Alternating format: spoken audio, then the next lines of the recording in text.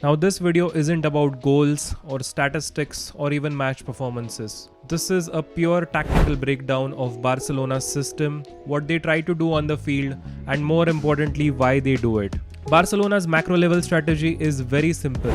Attack with a lot of intensity and try to control the game. The system might sound very simple and straightforward, but it has its own convoluted elements which are connected to each other. Everything that they do on the field connects back to attacking intensity and overloading the attacking positions. So basically, even when they are defending, they are thinking about the attack. Now this system gives them a clear advantage in the attacking phase, but defensively it leaves some loopholes, and we will try to see exactly how things pan out in this entire system. We will try to understand Barcelona's structure in all the 4 phases of the game, that is attacking phase, defensive phase, attacking transitions and defensive transitions. As the entire foundation of Barcelona's play depends on the attacking phase, we will start with that first.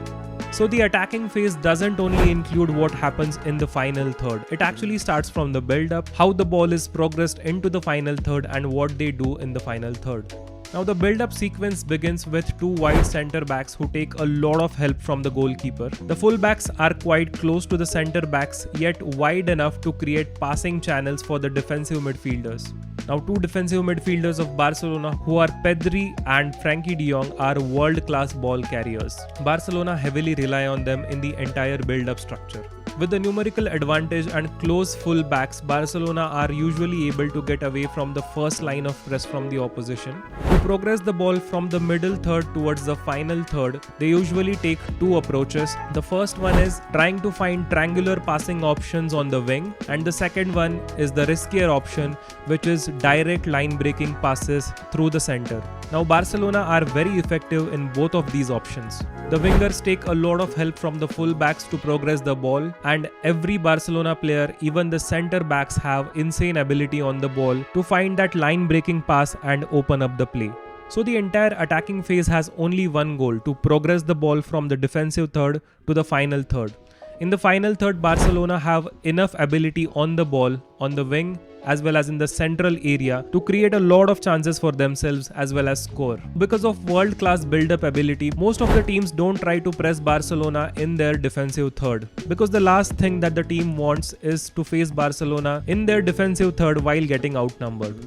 Now Newcastle United tried to press Barcelona with a lot of intensity in their own defensive third, but after initial struggle, Barcelona were able to swiftly get away from their press and created a lot of chaos for Newcastle.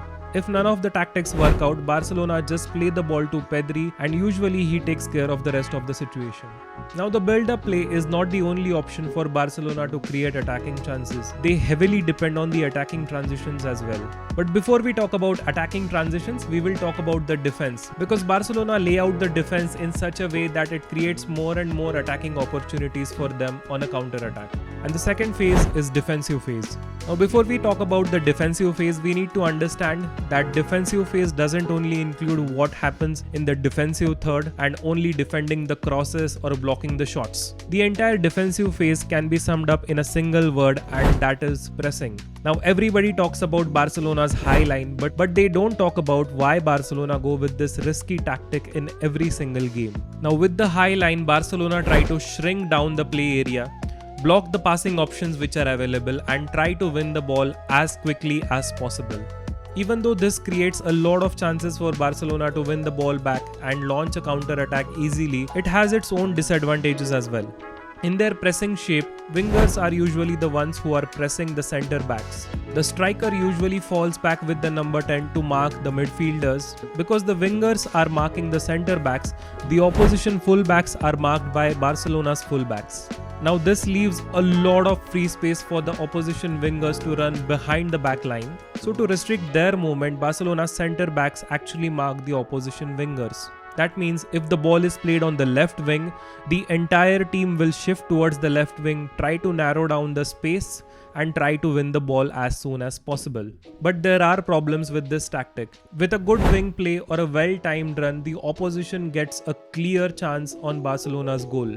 Now this is the most typical goal that Barcelona concede, and you will see there are numerous opportunities that every opponent manages to have in this manner against Barcelona. But the problem does not end there. Barcelona do not have a centre-back duo to go with. There is a clear communication gap in the defense line. There are numerous instances where the centre-backs or the full-backs who are out of position. But on the other hand, if they do win the ball back, the attacking transition starts right away. So let's talk about the attacking transitions. It's clear that Barcelona try to win the ball back immediately and launch attacking transitions. But why do they try to do so? Barcelona's fullbacks are in extremely advanced positions. With Barcelona's pressing structure, the number 10 and the striker are occupying the central zones, who are always ready for the counter-attack. Because of the advanced positions of the fullbacks and constant presence of the number 10 and the striker, Barcelona always have enough numbers in the attacking transitions to make sure. And that brings us to the last phase, which is defensive transitions. Now this is the weakest part of Barcelona's tactical gameplay. The entire phase can again be summed up with a single word, and that is counter-pressing. Counter-pressing simply means that the moment Barcelona lose the possession of the ball, the opposition player who is on the ball gets pressed with a lot of intensity by multiple Barcelona players, and they try to recover the ball as soon as possible. Now with counter-pressing, the main intention is not to delay the play, it is to force a misplaced pass, or in an ideal situation, try to win the possession back. But Barcelona has taken this to an extreme level.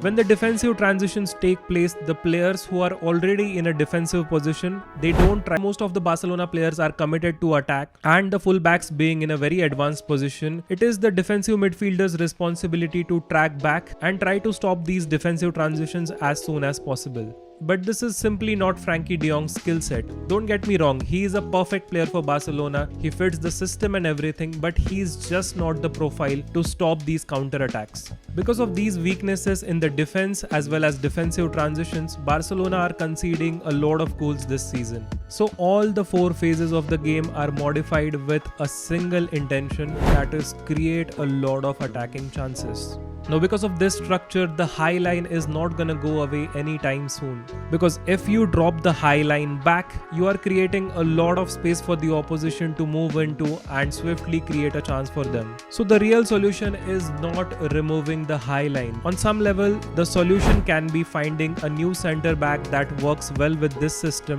or to tweak the defensive transitions in such a way that Barcelona are not so risky in the transitions.